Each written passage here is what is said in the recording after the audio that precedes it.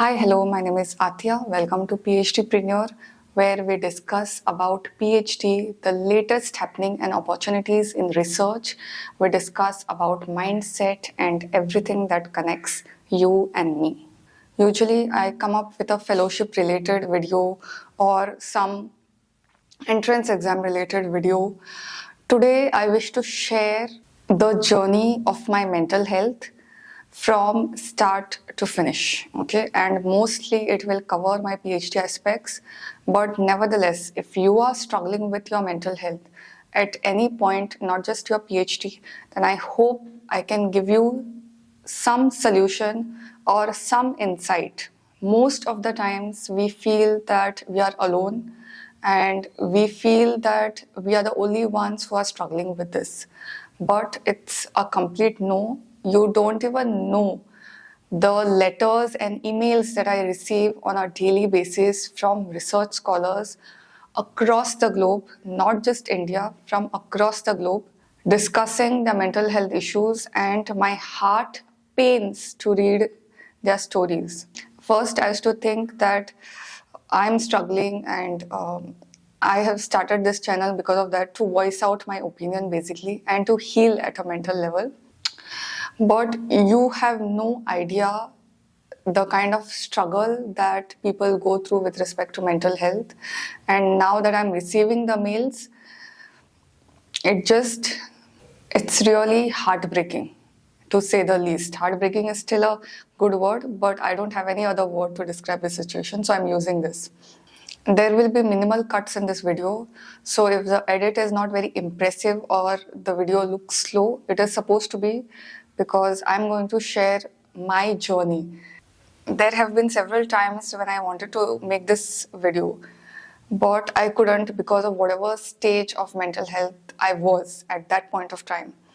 And I think now is the right time. I don't know what is the right time and what is the wrong time, but now I'm in a place in that frame of mind to discuss. So I have encountered I'm not saying this just with respect to PhD, but with my previous jobs also. So if you are a new viewer, then before joining for PhD, I've worked for 3 years as an assistant professor. Then I've done small jobs, but they were not the major ones. And I have had the fortune of meeting good people as well as bad people.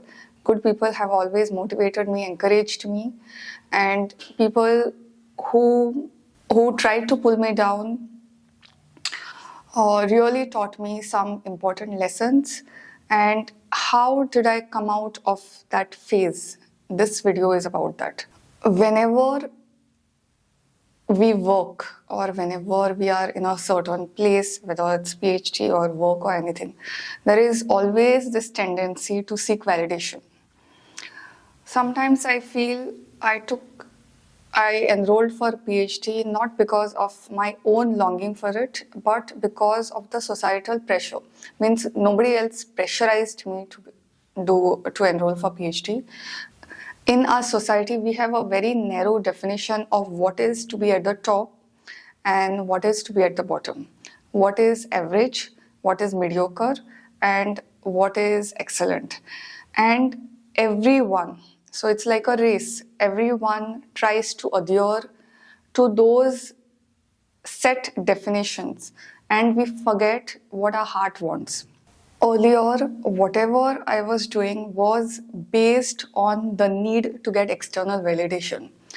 And if there are toxic people around you, if there are people who have narcissistic tendencies, okay, you can check the meaning of narcissist in Google later, but for now, you be with me. Such people cash on your insecurities.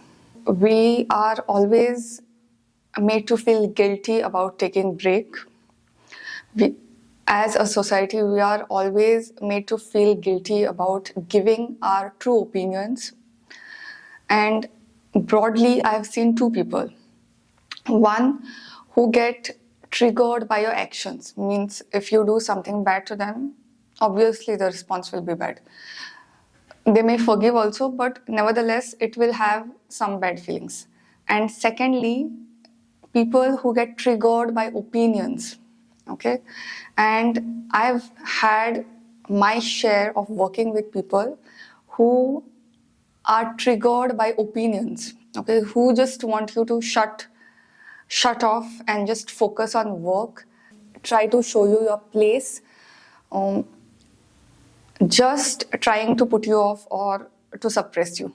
This is a kind of administrative technique where you don't want to take responsibility for whatever is the flaws, but just want to push away the other person and try to make the other person feel invalid. Try to trivialize others' problem because you are afraid that it will come to you. If this was few years back, then whatever responses I've got with respect to all of this, I would have thought that the problem is with me. These couple of years of my PhD as well as of my work, I have worked on myself to such an extent that now I no longer take responsibility for others' actions and whatever they say. I was in a place where there was constant negative criticism with respect to work, with respect to results, and I used to always think that the fault is mine, that I was not working, that I was not able to deliver results. And I used to take everything at a face value. I used to take everything seriously. And then when I started introspecting, when I started working on myself with respect to mental health, I was always working with myself professionally. But when I started working with respect to my mental health, I realized that the problem is not with me, the problem is others. As I said earlier, some people get triggered by opinion. And unfortunately, I was surrounded by people who get triggered by opinions, who cannot take things at face value. And their response was a mirror of their personality. Whenever I shared something about myself or anything apart from work with people who were at work, I realized that I was not doing justice to them also. I was not doing justice to myself also. Because not everyone can handle that kind of vulnerability. If you check the mindset playlist, I have gone in detail about the different issues that I have come across. Even if you are an introvert, you will find something over there.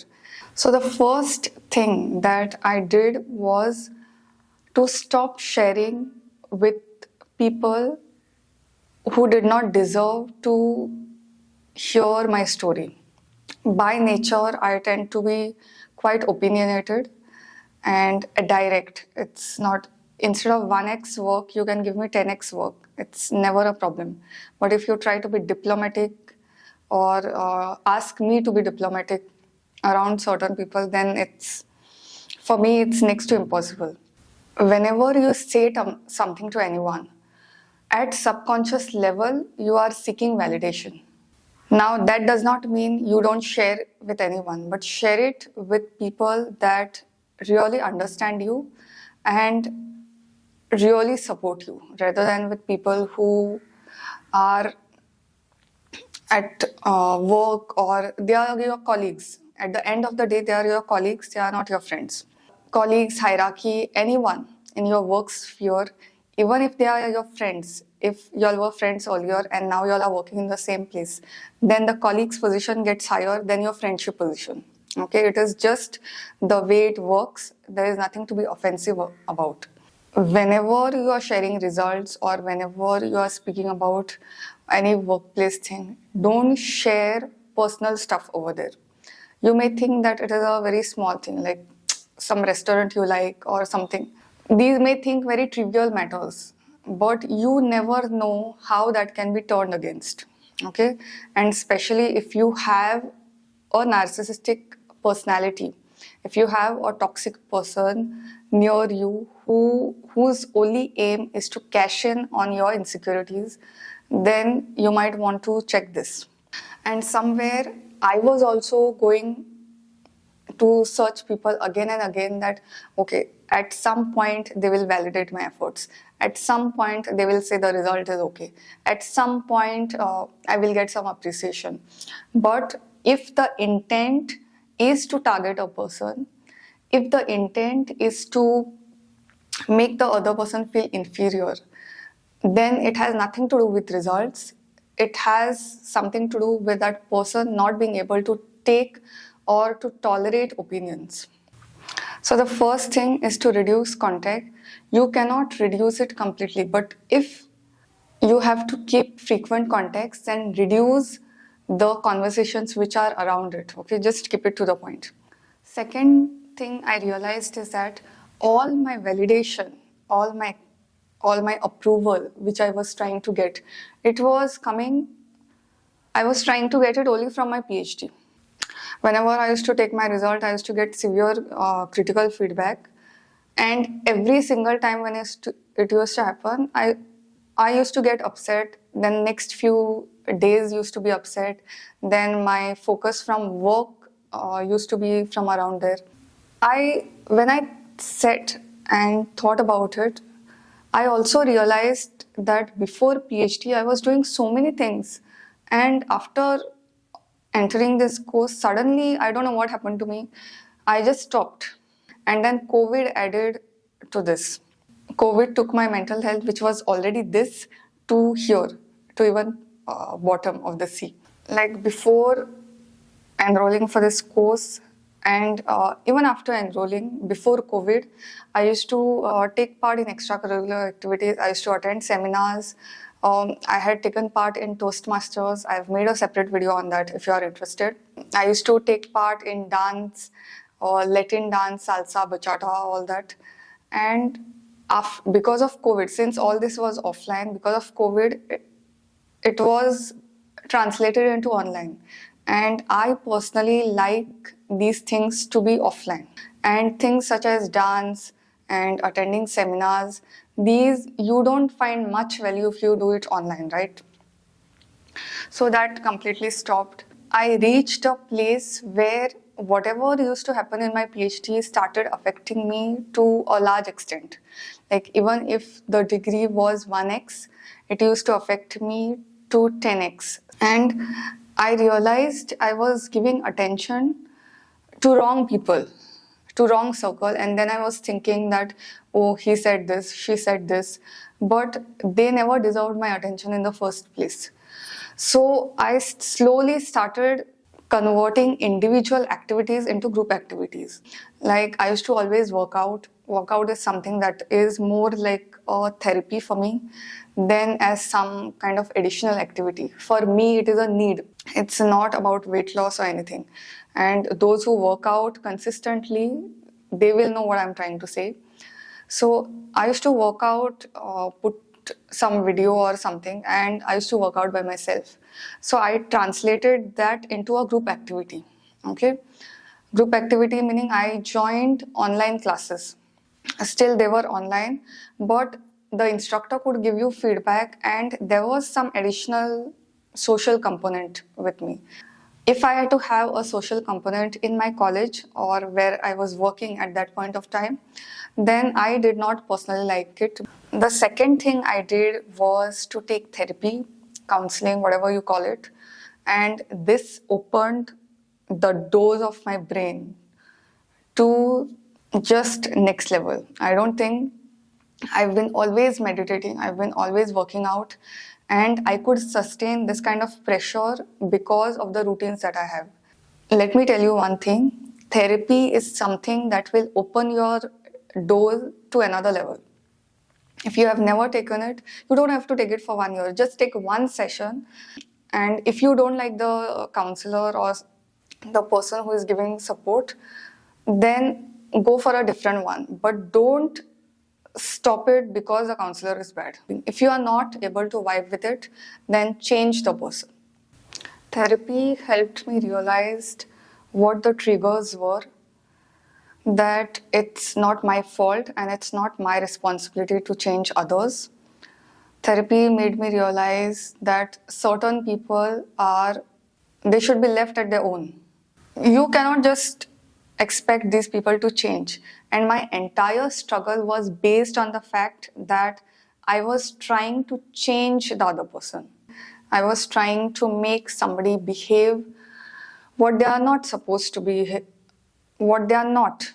And it does not do justice to them also, it does not do justice to me also, because I'm not going to change if somebody asks me to change, unless it comes in somebody's way. Also, therapy helped me to realize, with respect to my childhood and all these things, there were certain triggers that were unaddressed, and whatever was happening around me now in the present was acting as a trigger to those past issues. When I realized that, I said, oh my god, this is so deep, because we feel whatever happens in childhood stays in childhood. Now we have to be in present, but your past will dictate your present if it goes unresolved.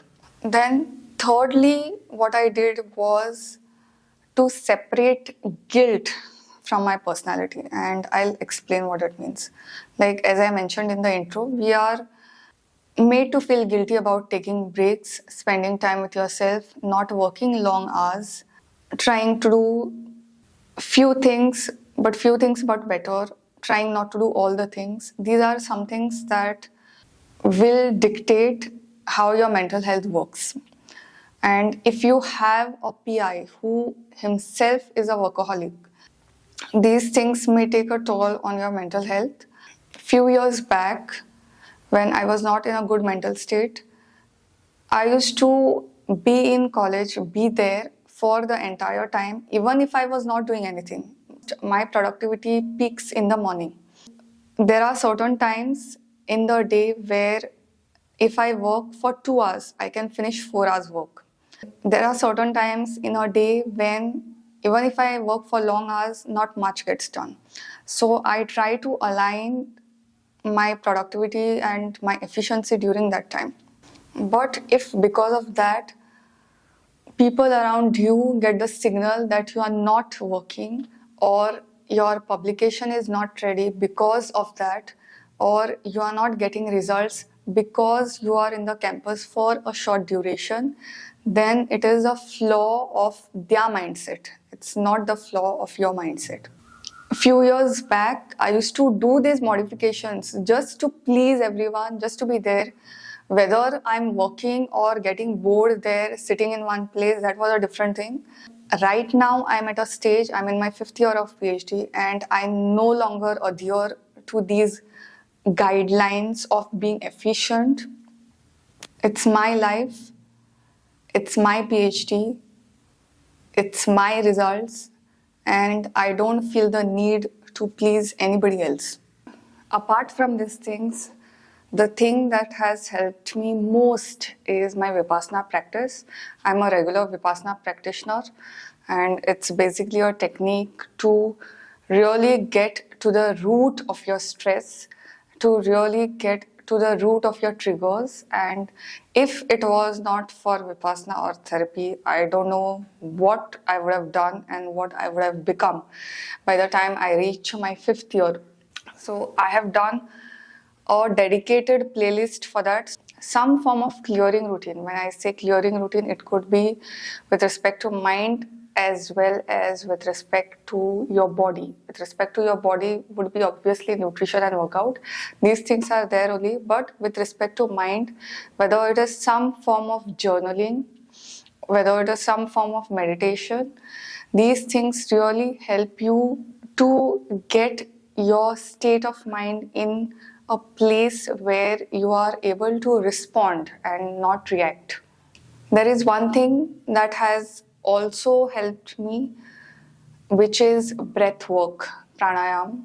I do that every night before going for sleep. These days I've not been very consistent with it, but whenever I have done it, it helps you to calm your anxiety like nothing else. I see so many people saying that meditation is not for them. They cannot sit for a long time. Just do breath work for 5 minutes a day and you'll be sorted as far as your mental health is concerned. I've seen this typically at workplace. If you speak more, there is a problem. If you speak less, there is a problem.